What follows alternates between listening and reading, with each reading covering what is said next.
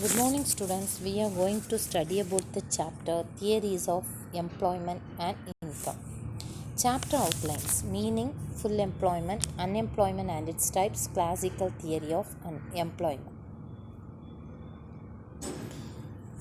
First of all, meaning of full employment. Lerner defines full employment as that level of employment at which any further increase in spending would result in an inflationary spiral of wages and prices. Learner என்ன சொல்கிறாரு அப்படின்னா, கூலியும் விலையும் எந்த வேலை நிலையில் மாறி மாறி அதிகரிக்கின்றதோ அங்கு முழு வேலை வாய்ப்பு நிலவுகிறது அப்படின்னு சொல்கிறார். Next, unemployment and its types. Unemployment is problem faced when there are people who are willing to work and able to work but cannot find suitable job. அதாவது வேலையின்மை அப்படிங்கிறது என்னதுன்னா, நல்ல உடல் நலமும் உள்ள தனிநபர்கள் நிலவுகின்ற கூலி விகிதத்தில் வேலை செய்ய தயாராக இருக்கிறவங்க அனைவருக்கும் தகுந்த வேலை இல்லாத சூழ்நிலையை தான் என்ன சொல்கிறோன்னா வேலையின்மைன்னு சொல்கிறோம். Next, types. First one, cyclical unemployment. In a business cycle, during the period of recession and depression, income and output fall, leading to widespread unemployment. அதாவது சைக்கிளிக்கல் அன்எம்ப்ளாய்மெண்ட்னா என்னென்னா, வாணிப சூழல் வேலையின்மை. அதாவது வாணிப சூழலில் பின்னிறக்க பகுதியில் உற்பத்தி மற்றும் வருமானம் குறைஞ்சி வேலையின்மை அதிகரிக்கும். இதை தான் என்ன சொல்கிறோம், நம்ம சைக்கிளிக்கல் அன்எம்ப்ளாய்மெண்ட்னு சொல்கிறோம். Next one, seasonal unemployment. This type of unemployment occurs during certain season of the year. அதாவது பருவகால வேலையின்மை. ஒரு வருடத்தில் சில காலங்களில் மட்டும்தான் என்ன செய்யும் நிலவுற வேலையின்மைக்கு பருவகால வேலையின்மைன்னு சொல்லும். இப்போ விவசாயம் மற்றும் விவசாயம் சார்ந்த தொழில்கள் போன்றவையெல்லாம் குறிப்பிட்ட காலத்தில் மட்டும்தான் என்ன செய்யும் நடக்கும். Next one, frictional unemployment. Frictional unemployment arises due to imbalance between supply of labor and demand for labor. அதாவது தற்காலிக அல்லது பிறழ்ச்சி வேலையின்மைங்கிறதான் ஃப்ரிக்ஷனல் அன்எம்ப்ளாய்மெண்ட். இப்போ உழைப்பாளர்களினுடைய தேவை மற்றும் அளிப்பில் சமனற்ற நிலை நிலவுவதால் அங்கு என்ன நடக்குது, தற்காலிக வேலையின்மை அல்லது பிறழ்ச்சி வேலையின்மை ஏற்படுது. Next one, educated unemployment. Sometimes educated people are underemployed or unemployed when qualification not match the job. அதாவது சில நேரங்களில் படித்து கல்வி தகுதி பெற்றவர்களுக்கு வேலை கிடைக்கிறது இல்லை, அல்லது அவங்க என்ன செய்கிறாங்கன்னா பகுதி நேரமாக வேலை செய்கிறாங்க. இத்தகைய வேலையின்மைக்கு தான் பேர் என்னென்னா கற்றோர் வேலையின்மை அப்படின்னு சொல்கிறோம். Next one, technical unemployment. Modern technology being capital intensive requires less laborers and contribute to technical unemployment.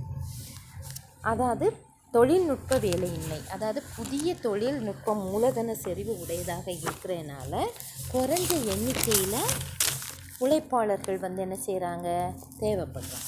இதை தான் என்ன சொல்கிறோம், தொழில்நுட்ப வேலையின்மைன்னு சொல்கிறோம்.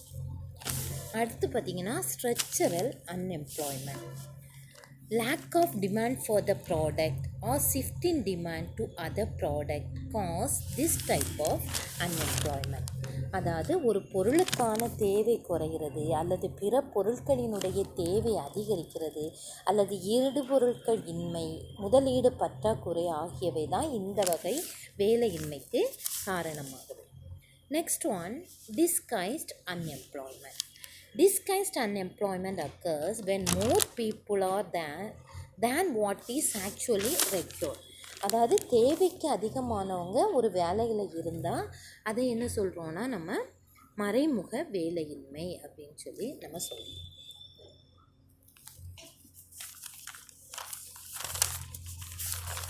Next, classical theory of employment. The classical economist assumed that the economy operates at the level of full employment without inflation in the long period. They also assumed that wages and prices of goods were flexible and the competitive market existed in the economy. அதாவது ஒரு பொருளாதாரம் நீண்ட காலத்தில் பணவீக்கமின்றி முழு வேலை நிலையுடன் இயங்கும் அப்படின்னு என்ன செஞ்சாங்க, தொன்மை பொருளியல் அறிஞர்கள் அனுமதித்தார். மேலும் பொருளாதாரத்தில் கூலியும் விலையும் எப்படி இருக்கும், நெகிழ்ச்சி உடையதாக இருக்கும் எனவும், சந்தையில் போட்டி நிலவும் எனவும், அரசு தலையீடா கொள்கையை பின்பற்றும் எனவும் நம்பினார். Say's law of market. Say's law of market is the core of the classical theory of employment. J.P. Say enumerated the proportions that supply creates its own demand. According to Say, when goods are produced by a firm in the economy, they pay reward to the factors of production. The household, after receiving rewards of the factors of production, spend the amount on the purchase of goods and services produced by them. அதாவது வேலை பற்றிய தொன்மை கோட்பாட்டினுடைய முக்கிய அங்கமாக என்ன இருக்குன்னா, சேயினுடைய சந்தை விதி திகழுது. இப்போ ஜேபி சேயின் கருத்துப்படி அளிப்பு அதன் தேவையை தானே உருவாக்கும். இப்போ பொருளாதாரத்தில் நிறுவனங்கள் பொருட்களை உற்பத்தி செய்வதற்கு உற்பத்தி காரணங்களுக்கு என்ன செய்யுது, ஊதியத்தை கொடுக்குது. அந்த ஊதியத்தை கொண்டு குடும்பங்கள் என்ன செய்கிறாங்க, நிறுவனங்கள் உற்பத்தி செய்த பொருட்கள் மற்றும் பண்டங்கள் பணிகளை என்ன செய்கிறாங்க, வாங்குறாங்க. ஆகவே ஒரு நாட்டில் உற்பத்தி செய்யப்பட்ட பொருட்கள் அதற்கான தேவையை அங்காடி மதிப்பில் தானே உருவாக்கும். Next one, assumptions of the Say's law of market. First one, no single buyer or seller of a commodity or an input can affect prices. அதாவது ஒரு தனி வாங்குபவரோ விற்பவரோ அல்லது உள்ளீடோ பொருளின் விலையை என்ன செய்ய முடியாது, மாற்ற முடியாது. செகண்ட் ஒன், ஃபுல் எம்ப்ளாய்மெண்ட், அதாவது முழு வேலை நிலை நிலவும். Third one, people are motivated by self-interest and self-interest determine economic decision. மக்கள் அவங்களுடைய சுய விருப்பங்களால் உந்தப்படுறாங்க. அவங்களுடைய விருப்பங்கள் பொருளாதார முடிவுகளை என்ன செய்து நிர்ணயிக்குது. Fourth one, the laissez-faire policy is essential for an automatic and self-adjusting process of full employment equilibrium. Market forces determine everything right. அதாவது சந்தை சக்திகள் அனைத்தையும் நிர்ணயிக்குது.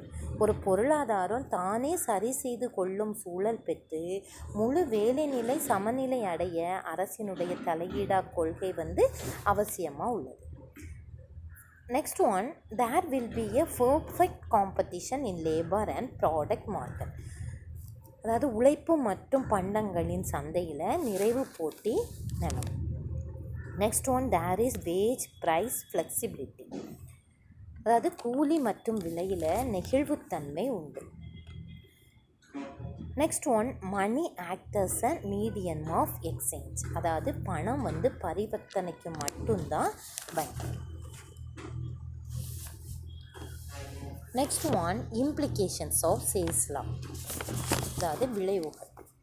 First one, there is no possibility for over production or unemployment. அதாவது அதிக உற்பத்திக்கோ வேலையின்மைக்கோ வாய்ப்பில்லை. Second one, if there exist unutilised resources in the economy it is profitable to employ them up to the point of full employment. அதாவது பயன்படுத்தப்படாத வளங்கள் நாட்டில் இருந்தால் முழு வேலைவாய்ப்பு வரை அவற்றை பயன்படுத்துவது லாபகரமாக இருக்கும். Third one, as automatic price mechanism operate in the economy, there is no need for government intervention. அதாவது விலைக்கருவி தானே இயங்குவதால் அங்கு அரசினுடைய தலையீடு தேவை இருக்காது. Fourth one, interest flexibility brings about equality between saving and investment. அதாவது வட்டி வீத நெகிழ்வுத்தன்மை சேமிப்புக்கும் முதலீட்டுக்கும் சமநிலையை உருவாக்கும். Next one, money performs only the medium of exchange function in the economy, as people will not hold idle money. அதாவது பரிவர்த்தனைக்கு மட்டுமே பயன்படும் பணம் செயல்படும். அப்போ பணத்தை வந்து மக்கள் கையிருப்பாக என்ன செய்ய மாட்டாங்க, வச்சிருக்க மாட்டாங்க. நெக்ஸ்ட், கிரிட்டிசிசம்ஸ், அதாவது திறனாய்வு. ஃபர்ஸ்ட் ஒன் என்னென்னா, according to Keynes, supply does not creates its demand. It is not applicable. Where demand does not increase as much as production increase. அதாவது ஹீன்ஸ் கருத்துப்படி அளிப்பு வந்து அதற்கான தேவையை உருவாக்காது. உற்பத்தி அதிகரிக்கும் அளவுக்கு தேவை அதிகரிக்காவிட்டால் அந்த விதி செயல்படாது. Second one, automatic adjustment process will not remove unemployment. Unemployment can be removed by increase in the rate of investment.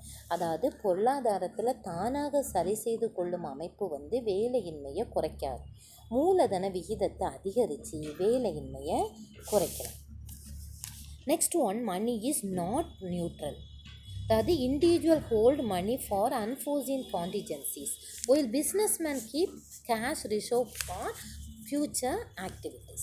அதாவது தனிநபர்கள் வந்து எதிர்பாராத சூழ்நிலைக்காகவும் வியாபாரிகள் எதிர்கால நடவடிக்கைக்காகவும் என்ன செய்வாங்க, பணத்தை இருப்பாக வச்சுருப்பாங்க. ஆகவே இந்த பணம் வந்து என்ன செய்யாது, நடுநிலையாக இருக்காது. Fourth one, sales law is based on the proportion that supply creates its own demand and there is no overproduction. He said that overproduction is possible. இப்போ சேயினுடைய சந்தை விதியை அளிப்பு தன் தேவையை தானே உருவாக்குங்கிற அடிப்படையில் செயல்படுறதுனால அதிக உற்பத்திக்கு வாய்ப்பில்லைன்னு கூறுது. ஆனால் ஹீன்ஸினுடைய கூட்டுப்படி என்ன சொல்கிறாங்க, அளவுக்கு அதிகமான உற்பத்திக்கு வாய்ப்பு உள்ளது. Next one, Haynes record full employment as a special case because there is underemployment in capitalistic economy. அதாவது முதலாளித்துவ நாடுகளில் குறைவான வேலை உள்ளதால் முழு வேலை வாய்ப்புக்கு சாத்தியம் இல்லை அப்படின்னு சொல்லி ஹேன்ஸ் வந்து சொல்கிறார்.